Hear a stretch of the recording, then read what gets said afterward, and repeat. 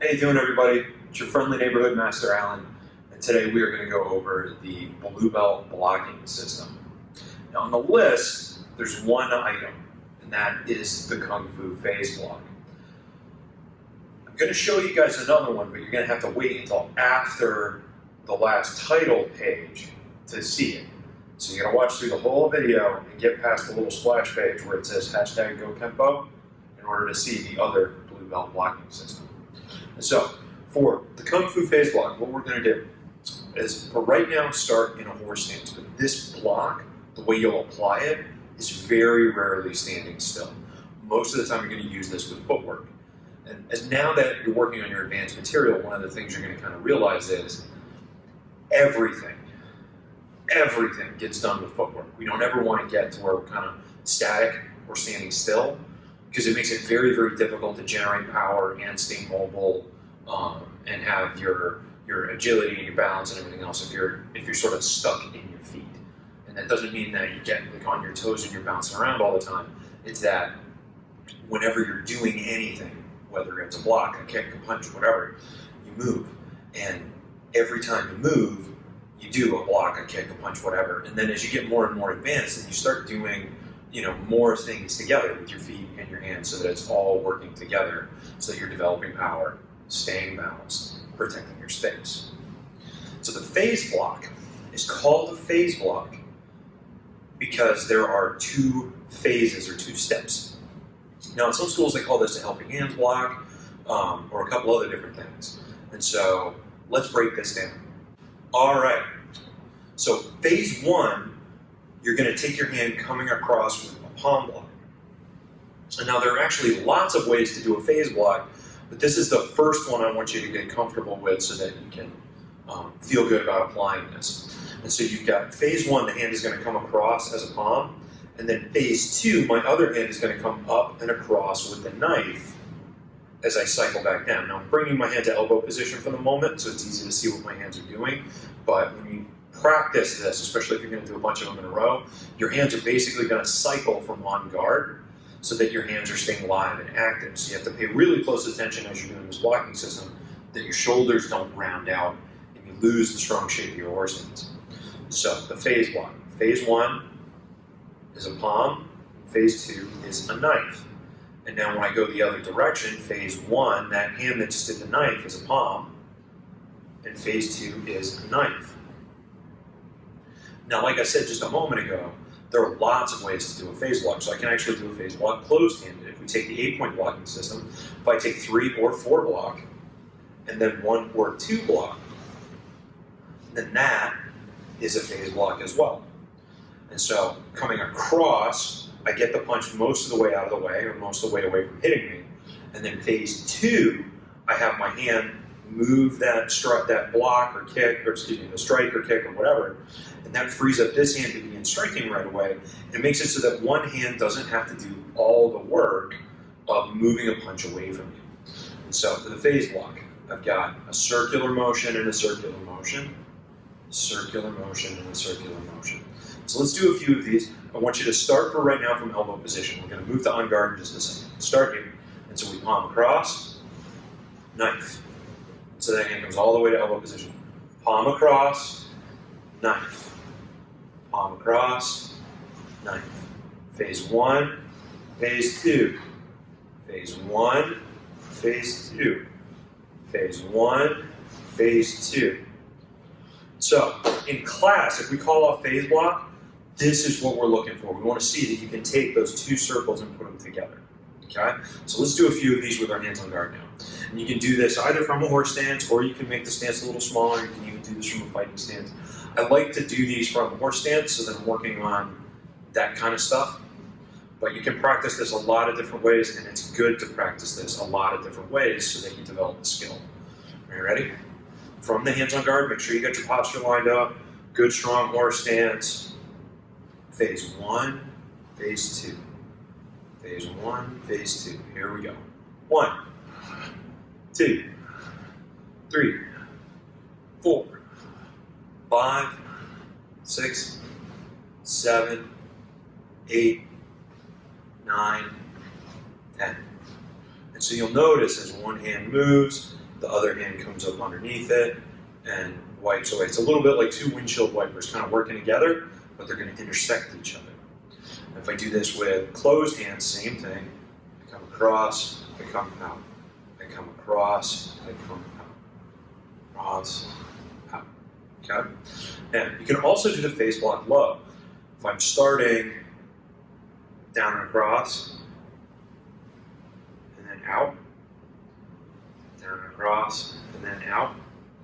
These are applications of the phase block, because any block that has a step 1 and a step 2 to get the incoming attack to clear your body, that is a phase block. All right. The one we want to make sure you have is being able to do this upright, because this version of the phase block right here, that palm knife, is a very, very versatile tool all by itself. All right. So now this upgrades some of your other techniques. So Pouncing Tiger, when you first got it, you might have been given Pouncing Tiger with a phase block with those tiger claws, or you might not have. If you weren't, now that you're a blue belt, now that you've got the phase block, it's important to make sure that your Pouncing Tiger also gets a phase block. So let's face this way, we'll do it together. I'm going to step back to my cat stance just like every other time you've done Pouncing Tiger. Now at the same time, my right hand is going to come across, and that's phase 1. Phase 2, my left hand is going to come under and also do a circle. So the right hand circles across, the left hand circles out. So again, I go back, circle, circle. Good again. I go back, circle, circle. Now if you're having trouble sticking that into your Pouncing Tiger for right now, a really good way to practice this is just take the tiger claws and practice the phase block and the tiger claws from a horse stance. So we're going to do circle across, circle out, circle across, circle out. Phase 1, phase 2. And I want to think about this part of my arm clearing across, and then this part of my arm sweeping out. Thumb side, pinky side. Thumb side of my arm, pinky side of my arm. So that's your phase block with the tiger claws. So once you're comfortable with the phase block, you've done it a few times, you feel pretty good, then make sure, go back to your Pouncing Tiger and ensure that your phase block is in there, because it really should be. Another place where your phase block kind of fits in without realizing it, when I do a side kick going from one side to the other, I throw my side kick, I land, or roundhouse kick or whatever. And now as I go across, this is going to phase across. And so it's almost like using a phase block to turn. And that could be open hand, it could be closed hand. And I don't have to be blocking something way out away from my body. It's just the way that one hand leads to the other hand as my attention shifts from one direction to another. You're also going to find a lot of your forms incorporate phase blocks in different parts of your turn. And so work on this, make sure you can do it. Because having to take one hand across your body and then the other hand in a circle that goes the same direction. So a lot of times when we do circular motions on both hands, they're symmetrical. And so what I mean by that is it works kind of like the propellers on an airplane. And so if an airplane has two propellers, the propellers don't turn in the same direction. They turn in opposite directions. So if one is going clockwise, the other one's going counterclockwise. Okay? And so the phase block, both of those circles are going in the same direction, and it's actually a little bit more difficult for your brain to organize that motion than having the circles be opposite each other, and it's just because of how we're kind of designed, it's how we're wired. So the phase block, once again, one circle leads into another circle. You can also kind of see it as it's almost like one thing sort of falls into something else. It always sort of reminds me of the way that a domino will tink into another domino in the chain, the way that one hand kind of comes across and falls, and the other one kind of picks that up and keeps going. And I want to make sure I don't get my hands too far away from me anytime I'm blocking. And so whether I'm doing the tiger claws or the palm knife, I want to keep my elbow down and my fingers pointed up. I don't want my hand to go way over here in the phase block. That's not a habit that I want to collect. Work on that, and I will see you again soon.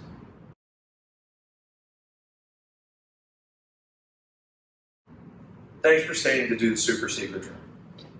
And so, the super secret blocking system isn't all that secret, okay? And all we're going to do is take all of the 8-point blocking systems and mush them together into one giant supersized blocking system.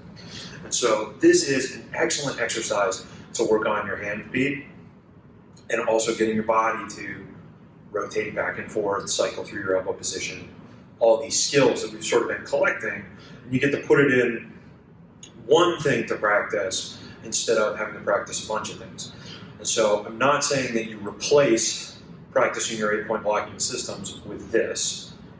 It's just, this is a nice way to kind of change things up every now and then, and especially as you get more advanced, sometimes in order to progress, you have to take stuff that you've been practicing a certain way for a while and start practicing it a different way. You have to do something different or something new to really be able to kind of make that next jump in terms of your improvement. Now, so for this, we're going to start with the block strike simultaneous, and then from the block strike simultaneous block, we're going to tack on the natural strike and then the following strike. So I start in cup and saucer, and we'll do one block strike simultaneous, and then right from there, I rotate into the counter strike and then the following strike. Then I'm going to cup and saucer, block strike simultaneous, natural strike, following strike. 3, I bring the hand up to ready position, do that block strike simultaneous, natural, following. 4, 5, 6, 7, 8,